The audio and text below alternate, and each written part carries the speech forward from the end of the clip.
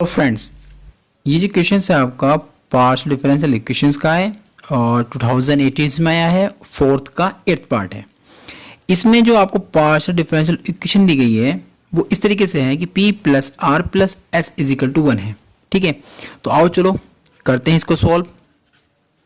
तो p के लिए आपको पार्शियल डिफरेंशियल इक्वेशन में बताया जाता है कि x के रेस्पेक्ट में अगर पार्शियल डिफरेंशियल z का कर दिया जाता है उसको p बोलते हैं।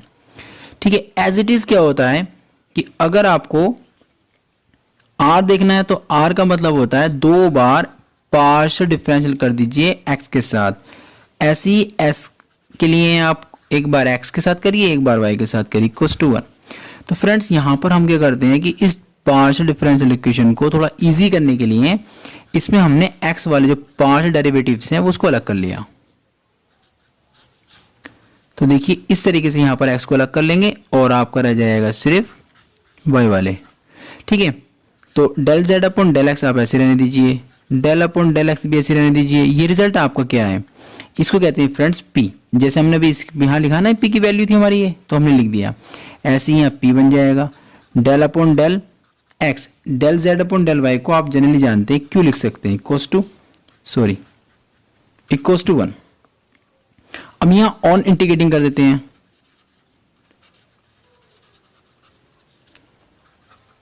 With respect to x। Friends यहाँ पे एक बहुत अच्छी बात आने वाली है। देखिए यहाँ पर पार्शियल डिफरेंशियल जो है ना डेल अपॉन डेल x है, बचेगा आपका इंटीग्रेशन करने पर z, यहाँ पर आपको बचेगा p, यहाँ बचेगा आपका q और इजिकल टू में आ जाएगा 1 की जगह x और प्लस एक कांस्टेंट। देखिए फ्रेंड्स पार्शियल डिफरेंशियल इक्वेशन में ये बड़ी अच्छी बात है, अगर आप लोग x के साथ इंटीग्रेशन कर रहे हैं तो जो भी कांस्टेंट आपका आता है वो y के टर्म का होगा। फिर रिकॉल कर रहा हूं मैं इस बात को, पार्शियल डिफरेंशियल इक्वेशन में अगर आपने x के रेस्पेक्ट में इंटीग्रेशन किया है तो वो जो कांस्टेंट आता है c जिसे हम लोग लिखते हैं तो वो y के टर्म्स में आएगा। अगर आप y के साथ इंटीग्रेशन करेंगे तो आपका कांस्टेंट x के टर्म्स में आएगा। ठीक है, तो जनरली हम लोग कांस्टेंट जो लिखते हैं उसे y के टर्म्स में लिख देते हैं। ओके, अब क्या करते हैं हम, p plus K q is equal to x plus F Y minus K z, इसको तो ले आते हैं। तो फ्रेंड देखिए यहां से जो हमारी लगी ना लैग्रेंज लग जाती है। ठीक है, लैग्रेंज जो कंडीशन होती है हमारी लैग्रेंज की वो लग जाएगी। ये लैग्रेंज की जो सब्सिडियरी है,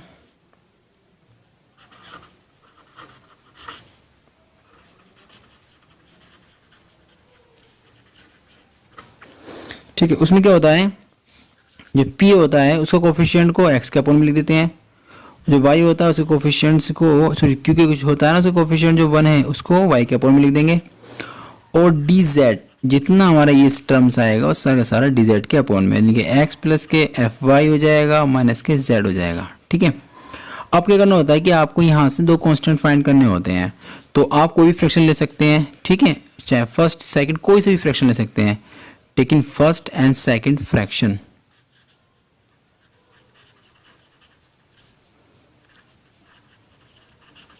ठीक, तो हमने फर्स्ट सेकंड ले लिया, dx अपॉन 1 dy अपॉन 1, इसके फ्रेंड्स इंटीग्रेशन कर देते हैं तो ये x बन जाएगा, ये y हो जाएगा, प्लस एक नया कांस्टेंट आपके सामने a आ जाएगा। तो आपने x minus K y equals to a, equation first बोल दिया। ठीक है, ऐसे ही आपको सेकंड फ्रैक्शंस और थर्ड फ्रैक्शंस लेना है, तो सेकंड एंड थर्ड फ्रैक्शंस।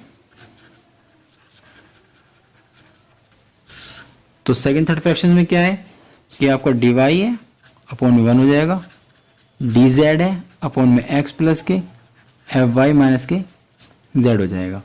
ठीक है, तो आप dy अपॉन dz कर लीजिए, ये इसके अपॉन में ले आइए, यहाँ 1 अपॉन x प्लस का fy माइनस के z रह जाएगा। ठीक, तो आप थोड़ा सा ऐसा करिए, इसको ना रेसिप्रोकल कर लीजिए, इसको उल्टा कर लीजिए, तो आपका क्या बन जाएगा dz अपॉन dy हो जाएगा और x प्लस के fy माइनस के z को ना वन साइड ले आइए।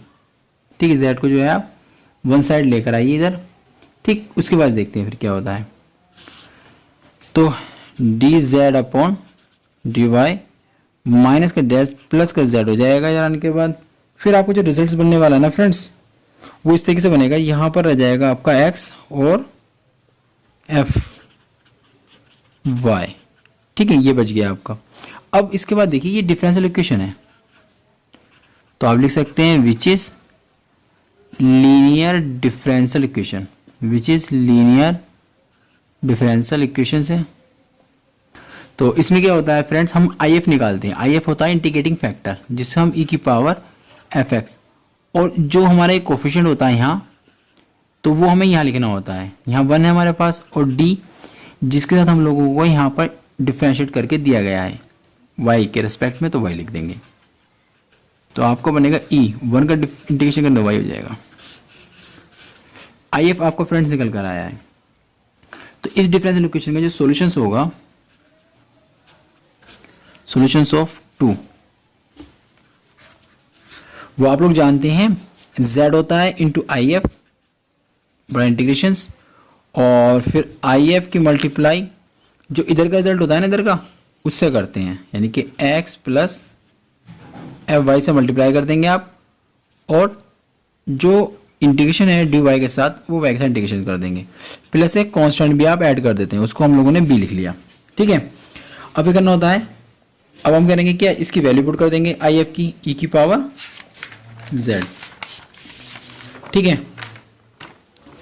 देखिए हमारे पास क्या क्या आ जाएगा। अब हम लोग ऐसे करते हैं, z हो गया डॉट, जो आई एफ था उसकी वैल्यू हम लोग पुट कर देते हैं। आई एफ की वैल्यू हमारे पास कितनी है, आई एफ की वैल्यू ई की पावर y है, और is equal to integration x plus F Y और ई की power y D Y plus constant b, ठीक है।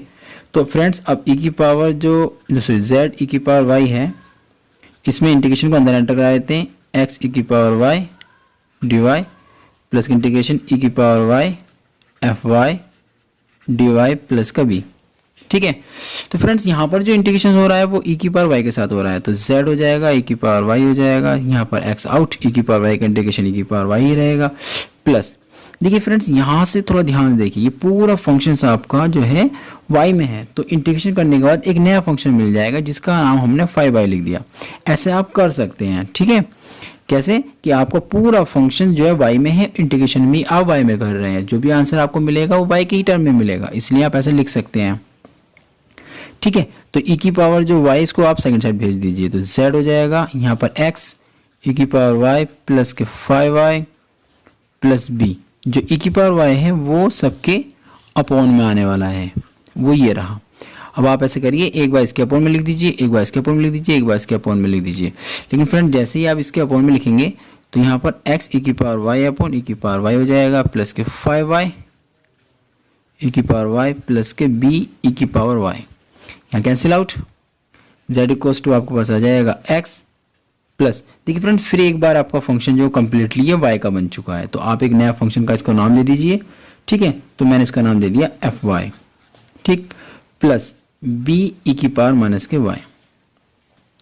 तो फ्रेंड इस तरीके से मेरा फंक्शन यहाँ तक आ चुका है। इक्वेशन होगी मेरे पास ये थर्ड, ठीक। तो मेरे पास जो फर्स्ट इक्वेशन थी जो मैंने ये लिखा था, तो ये इक्वेशन में कांस्टेंट है, ठीक है। ऐसे ही एक कांस्टेंट मेरे पास यहाँ पर आ गया है, तो from equations first and third, तो हम लोग इसको इस तरीके से लिख सकते हैं, z x प्लस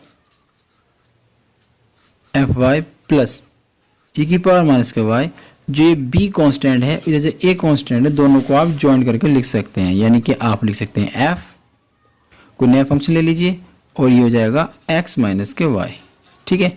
तो इस तरीके से फ्रेंड्स ये आपका सॉल्यूशंस हो गया।